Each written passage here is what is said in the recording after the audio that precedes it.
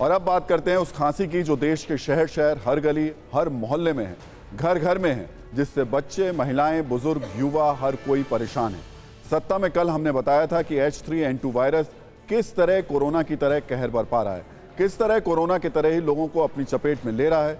इस खांसी से पूरे देश में मची खलबली के बीच IMA की चौंकाने वाली एक नसीहत ने पूरे देश को अलर्ट कर दिया है। देश के करोड़ों लोगों, करोड़ों परिवारों को चिंतित कर दिया है। आपको सबसे पहले बताते हैं कि IMA ने क्या एडवाइजरी जारी की है।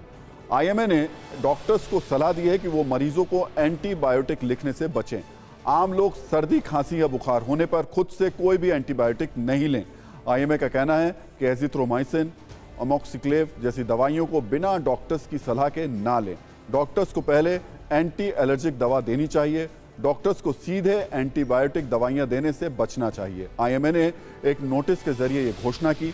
वैसे जब भी सर्दी, खांसी या बुखार होता है तो कई लोग एंटीबायोटिक दवाओं को ही रामबाण इलाज मान लेते हैं और कई डॉक्टर्स तुरंत एंटीबायोटिक दवाएं पर्चे में लिख देते हैं। लेकिन IMA की सलाह ने सबको चौंका दिया है। दरअसल देश में H3N2 वायरस के मामले इन दिनों तेजी से बढ़ रहे हैं और एंटीबायोटिक बार बार लेने से एंटी माइक्रोबायल रेसिस्टेंस यानी AMR हो रहा है और इन जीवन रक्षक दवाओं का असर कम हो रहा है। इंडियन मेडिकल एसोसिएशन की एडवाइजरी एंटीबायोटिक रेजिस्टेंस की चुनौती से निपटने के लिए एक जरूरी हस्तक्षेप है।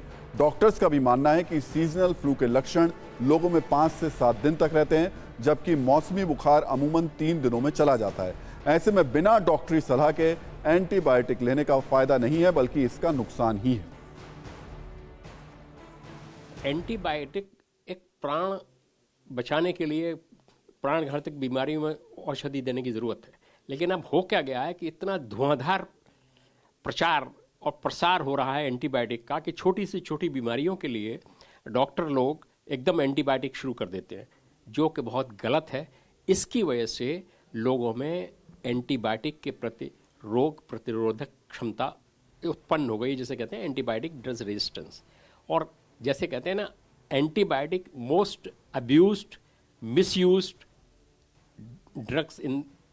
आज पुराने ज़माने में जब छोटी सी बीमारियां होती थी, टाइफाइड होता था, हम किसी ज़माने में जब स्टूडेंट थे तो क्लोरोमाइसिन दिया करते थे, निमोनिया होता था तो पेनिसिलिन से काम चल जाता था। लेकिन इतनी ज़्यादा थोड़ी सी भी बीमारी पे बिना टाइफाइड के टेस्ट हुए एंटीबायोटिक का इतना प्रचलन बढ़ गया कि टाइफाइड जैसी बीमारी भी अब क्लोरोमाइसिन से भी रेजिस्टेंस हुआ, फिर दूसरी दवाइयाँ आई उनसे भी रेजिस्टेंस हो गई। अब 3rd जनरेशन एंटीबायोटिक्स को आज देना पड़ रहा है।